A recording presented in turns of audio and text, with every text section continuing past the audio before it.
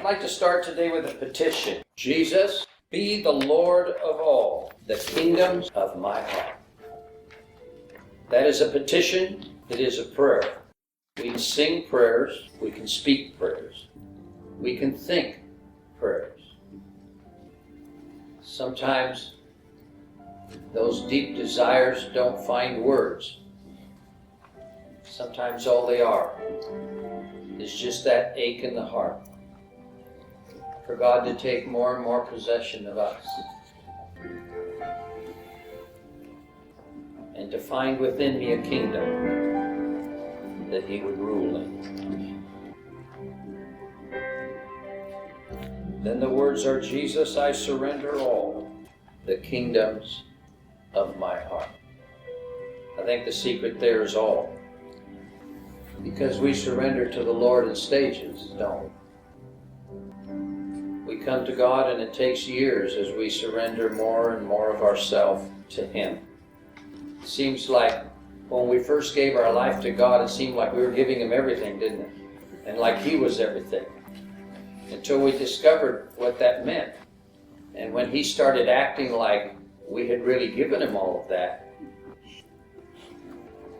I'm going to use an expression only known in the past, but perhaps some of us know it today. We became Indian givers. That's because way back then an Indian would swap something with you, then he'd come and take it back because it was his. He just didn't bother to give back what he traded it for. And then they were called Indian givers. We gave ourselves entirely to God. The message of the gospel was clear to us. He gave all His life to us. We give all of our life to Him. The message was clear.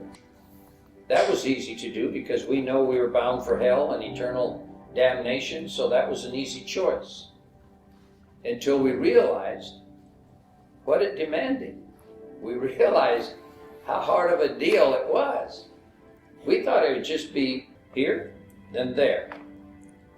But once there, it's like, wow, I lose total control over me. Everything I want, the I has to disappear. And then it becomes a serious matter where we realize, well, I don't know what I made a choice for, but I don't think that's what I had in mind. But you see, God is also wise. He knew that from the start. That's why He said when a king wants to go and build something, he first counts the cost to see if he's going to have enough to finish it, because if not, man is going to laugh at you. If you begin well and then end and can't finish it, it's going to become a monument to laughter for the rest of the world. And we who start off full out for God, then the light gets extinguished and we realize how much of us we have to give up, and so we start cheating on the matter, and next thing you know, we live far away from God, because then He doesn't bug us, and we don't have to listen to it. God sort of demanding what He thinks belongs to Him, and so we just drift away from Him. I can't hear anything. I'm glad God isn't speaking anymore. I must be doing really great. And we live in that world of distance with God. But here's what God did. He attached His instructions and His word to His awesome person, because He is the Word. I can call it His presence. I can call it His glory. So after a while, we think we're doing good because God's not bugging us anymore. We don't hear His voice, but then we realize that with that voice went His presence. Went His glory, went that sense of security, went that everything that we had up till then and enjoyed. Then we find prayers like David, take not your spirit from me. Create in me a clean heart, O Lord. I surrender all. The kingdoms of my heart, I bring them back to You, because if I don't, You let me go my way. But You become distant to me. But in that distance, You take that essence of life, of purpose, of fullness, of joy, of peace, of rest. And I come into that world of struggle again. And I'm back to a world where I'm in control, but it just becomes like it was when I first gave my life to God. I was so sick of being in control of my life. It had gotten me in such a mess. I was so far gone. I was so glad somebody came to rescue me out of it. I was willing to give him whatever he wanted.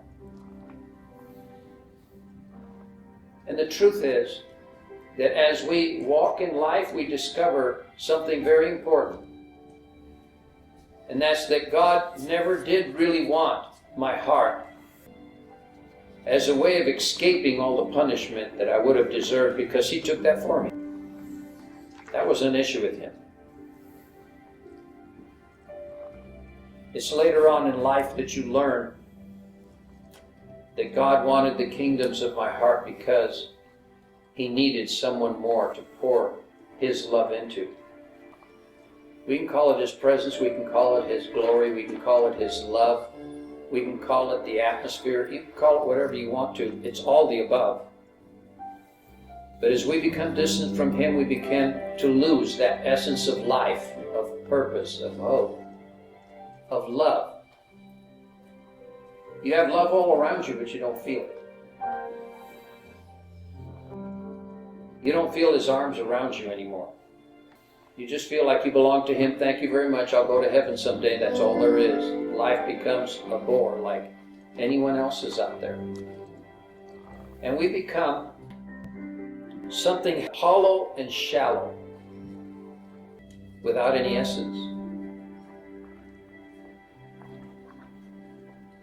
Just like your computer has an ID, they can identify you by a code that your computer gives out. We have that from God. He knows we belong to him. Anytime you sign in, he knows who it is. But a computer doesn't have a relationship with all the people that have your ID.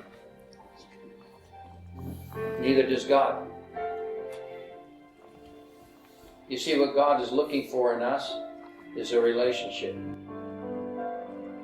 He knows how wonderful he is.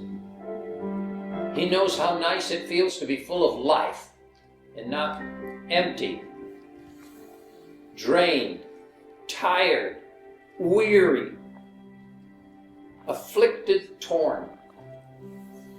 He knows what it's like to be full of energy all the time. He knows what it's like to be positive all the time and to see everything good. And no matter what the devil's doing, even during this virus stupidity that we're living in right now, he's got the answers to all of it. He's not moved. He could just raise a finger and that demonic power gets locked up and changed forever, or thrown into a lake of fire. He can do that anytime. Isn't it good to know you're on the winning side and know that regardless what comes up, you have the answer and you will overcome and you will win? That's what happens when we're connected with the one who does have that. And everything is covered in our life, everything.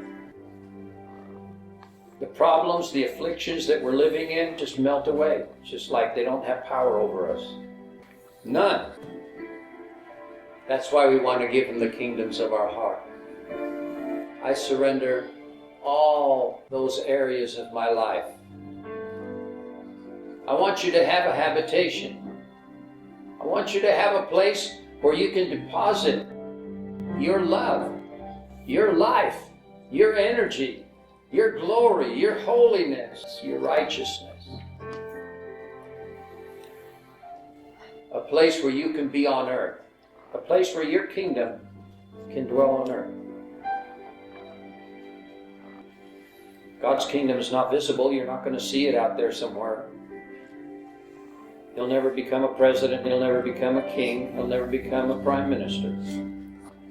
He just rules over every one of them. But with no fanfare, no show, no dictatorship. He just silently and quietly is in control of everything. Wouldn't that be a wonderful feeling to have when you're going through times in life where you feel like your life is out of control? if we had that indwelling life of God in us because we have surrendered the kingdoms of our heart to Him to dwell in, we would have just that. In the raging storms, we would have peace that the world can't give. The peace the world gives is in the absence of storms. The ones He gives is in the midst of the storm. The whole world, the whole universe could be out of control. He is still in control. He's never, ever comes to that place where He feels or is out of control. Sometimes the circumstances of our life make it so that we are out of control, aren't we? Wouldn't it be nice to have that abiding Spirit in us that would share with us that security that everything is in control? God says, I want you to mature until you've come into the rest that there is in faith.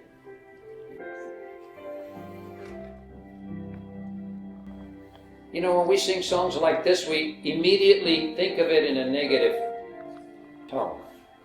Immediately we're thinking, you know, God, that's one more thing you want out of me, you know, here we go again, boo-hoo. No, it's not like that. I'm trying to show you what we're missing by not. I'm trying to let us know what it is we would have if we did. Everything He is would be ruling in our life, just not as a dictator, but just ruling, just there, just present. His I can do this. His positive outlook through life. His there's not a disease that I can't heal. There's not a virus invented by man or devil that I can't destroy. There's not an economy that's destroyed in the world that within 3 months I can't pick up to full swing again. There's not a weaponized, powerful nation in the world that can threaten the entire world that I can't put the lights out within overnight. Wouldn't it be nice to have that kind of security in you when you're looking at whether your job's going to go on or not, or whether you can pay your rent at the end of the month, or whether some of the people you love the most are still going to be alive, that are in the hospital hooked up to all kinds of things and there's no hope? And be full of that God to whom all things is possible. And walk in there and take that presence into the atmosphere of hopelessness. Take that atmosphere of fullness of life and power to that deathbed and watch Satan, if your eyes were open to the spirit world and the spirit of death waiting to plunge the dagger back up as you walk in and silently admit the authority that walked in with you. Damn soul, I say unto you, rise in the name of Jesus. If you were that one in that hopeless bed near death, what Christian would you want walking into that room? The one that would fall on you and cry and weep because shortly they'll be losing you? Or the one I just described, who lived a life of surrender, who allowed God to fill the heart that at one time was in opposition to Him and in rebellion to Him, and allow Him to take them over. And no matter where they go, they can walk by someone and they can sense that presence. They can sense that life. They can sense suddenly that hope rises up within them for their situation, for their health, for their life, for their job, for whatever. You know, those kind of Christians exist. Very few, they do. But those kind of Christians that carry that kind of weight and that kind of authority, that kind of power, That kind of life, that kind of anointing are those who have lived on their knees, surrendering different areas of that life and letting God take more and more of it over until they are full of His Spirit. I know people that when they get off of planes, people all over the airport fall under the power, even pilots and planes. Nothing can happen until they're gone. They walk down the street, people fall under the power everywhere. You know, I'm not talking about being effective. I'm just talking that this negativity that we've assigned to these kind of songs and these kind of experiences is wrong. It's just the opposite. We've been fed a lie. The first thing we do is put up a defense. It's like, here we go again, we're going to boo-hoo. Really? Why should we? We have so much to gain by surrendering areas of our heart. And you know, God doesn't ask for all of it. He just asks for a little more at a time. And once He takes an area, once He takes the hill, He keeps it. He doesn't let go of it. It's His. And He'll do whatever He has to do to keep it. He'll put you in a host of trouble if you try to get it back. You know, this is mine. You're not an Indian giver, and you're not a thief. I'm not, and I'm living in you, so here it is. The fact that God would want to give us more of Him is just amazing. It astounds me. That all that goodness, all that power, all that strength, all that life, all that positivity, all of that goodness, all of that glory, all of that holiness, all that God is, that He would want to give all that in us and be that in us and through us to the world that we're in is unthinkable. It really is. But everything good and everything of value comes with a price. You notice that? If it didn't cost you anything, it's not worth much. So here's the cost. Jesus, be the Lord of all. Now I want to put you to ease. He's not going to come and take it all, so don't worry. You're just telling Him, I'm bringing them all to you, pick what you want. And He's going to start with one thing at a time. He knows us. He knows it would break us. We're so full of ourself, we're so full of our own, we're so in control of our own self and life and things. But just maybe today, the Lord would like to walk into this place and have one more part of you. Maybe as we sing this, you will be fortunate enough this morning to sense that He is drawing near to you and putting His finger on one area of your life. And that's where the struggle will begin. That's why today the Holy Spirit has come to help you, so that you don't see the struggle in a negative light. You'll see that you have everything to gain.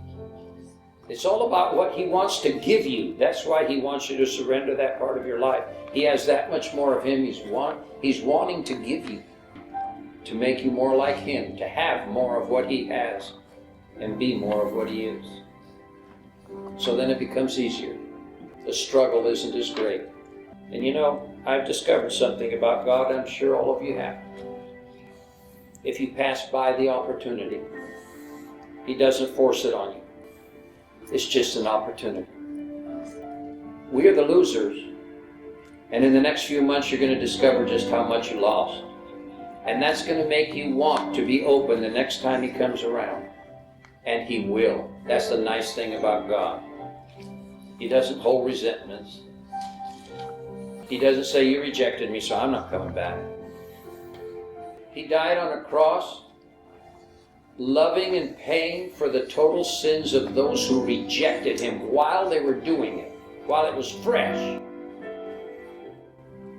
Right there, when it was fresh, right in His face, He went through with it and paid for all of their sins and said, Father, this big price that I paid, I'm not paying this in vain.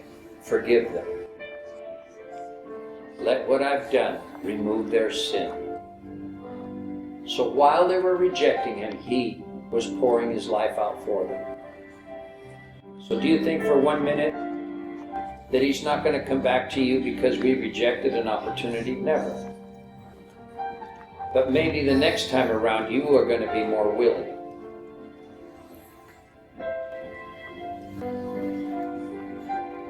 Are you willing now?